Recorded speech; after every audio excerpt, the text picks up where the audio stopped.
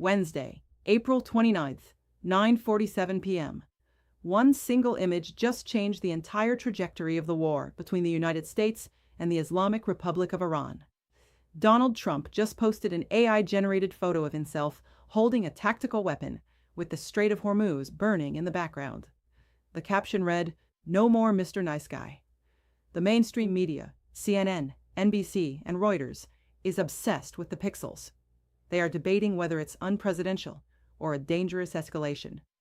But while they focus on the optics, they are missing the actual classified document that hit the National Security Council's desk at 11:14 this morning. I have the details of that filing, and it's not just a tweet. It is a calculated pivot toward a permanent naval blockade designed to last for months, regardless of the humanitarian cost. If you think this is just campaign rhetoric, you aren't looking at the data. On page 24 of the latest national security memo, there is a phrase that explains exactly why the White House just went nuclear. Stay with me, because in this 10-act breakdown, I am going to show you the strategic maps, the metadata from the Isfahan nuclear facility, and the financial indicators that the 24-hour news cycle is completely ignoring. Let's talk about the reality in the water. According to reporting from NPR and the Wall Street Journal, President Trump is no longer looking for the quick win or the Omani-mediated peace he flirted with back in February. The strategy has shifted from tactical strikes to total economic strangulation.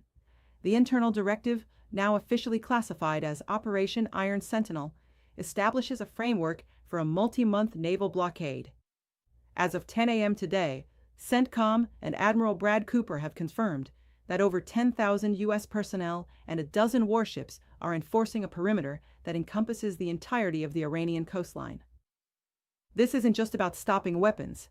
It's about stopping every single drop of oil from leaving Iranian ports. But here is the catch that The Guardian and NBC News are whispering about. The U.S. is actually in a tough spot. A leaked intelligence assessment shows Iran's nuclear enrichment has not stopped, despite the bombing runs. In fact, it has accelerated by 14% since the war began. Trump knows he is running out of time. If the blockade doesn't work by May 15th, the military options on the table become significantly more violent. Now, let's look at the markets. CNBC, Bloomberg, and the Lloyd's List are tracking one specific number, $128 per barrel. That is the break point. Average U.S. gas prices have already hit a new high of $4.23 per gallon. In states like California and Washington, diesel has peaked at nearly $7. This is the highest level since the 2022 crisis. On page 11 of the Energy Secretary's briefing, it is clearly stated, the United States does not have the domestic surplus to offset a long-term blockade.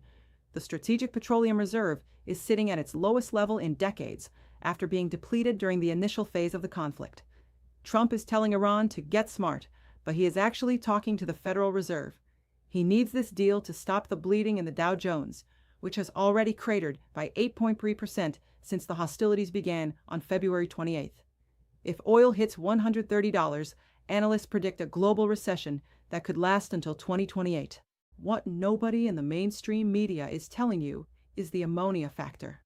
Approximately 30% of global ammonia production, the fertilizer that underpins corn, wheat, and rice cultivation, is currently exposed to the strikes in the Gulf.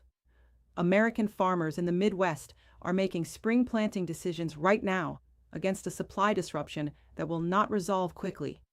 If the blockade continues, we aren't just looking at expensive gas. We are looking at a global food security crisis. This is the silent killer in the National Security Council's reports. The price of nitrogen-based fertilizers has already jumped 22% in the last 14 days. This is the leverage Iran is using. They aren't just threatening oil.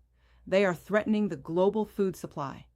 Without fertilizer, crop yields in Brazil, the US, and Europe will collapse. Why the sudden urgency? Why the AI photo today? It all comes down to May 12th. Sources inside the administration have confirmed to the Wall Street Journal that a high-level summit is being prepared. Trump needs a ladder, a way to exit this conflict without admitting that the February 28th strikes failed to collapse the Iranian government. Pakistan has been trying to mediate the Islamabad talks since April 8th, but those talks hit a wall when the U.S. demanded the total dismantling of the IRGC. Now, China is holding the other side of that ladder. Victor Gao, the man who once whispered in the ear of Deng Xiaoping, has signaled that China is ready to step in. Secret diplomatic cables suggest Beijing is willing to broker a deal that protects their oil interests while giving Trump a victory to bring home. But Trump cannot look like he was dragged there by Xi Jinping. He has to look like he forced Iran to its knees with his "no more Mr. Nice Guy." Let's get technical. I went through the latest IAEA monitoring reports from the Isfahan nuclear facility. The metadata reveals something terrifying. Despite the surgical strikes, the centrifuge cascades at the underground Fordo and Isfahan sites are operating at peak capacity. They have reached 60% enrichment, and technical modeling suggests they are only days away from 90%, weapons grade. This is why the post happened today. It wasn't a random outburst. It was a reaction to an intelligence brief that landed on Trump's desk at 8 a.m., showing that the military containment is failing to stop the nuclear clock. The Iranians have moved their most sensitive equipment deeper into the mountains, past the reach of conventional bunker busters. Trump is realizing that a blockade might be his last chance before he has to choose between a nuclear-armed Iran or a full-scale ground invasion. While Trump talks about "no more Mr. Nice Guy," the operational reality in Lebanon is devastating. Reports from Channel 12 in Israel confirm that the Lebanon front has become a graveyard for tanks. Last night, 10 helicopters lifted off in total darkness over southern Lebanon, carrying dead and wounded soldiers. The Israeli military immediately locked down the news with full censorship. No numbers, no names. Hezbollah has synchronized its strikes with Iranian missile waves, creating a saturation trap for air defenses. Iran does not need to win a conventional war. They just need to make the cost of the blockade so high that the American and Israeli publics revolt. The casualties are mounting, and the 2,500 Marines recently deployed to the region are finding themselves in the middle of a conflict that is shifting from a surgical operation to a war of attrition. The fracture inside the Republican Party is now public. Figures like Representative Matt Gaetz and Representative Tim Burchett are openly questioning the will for a ground conflict. A Reuters Ipsos survey found that only 7% of Americans support a ground invasion of Iran. 7%.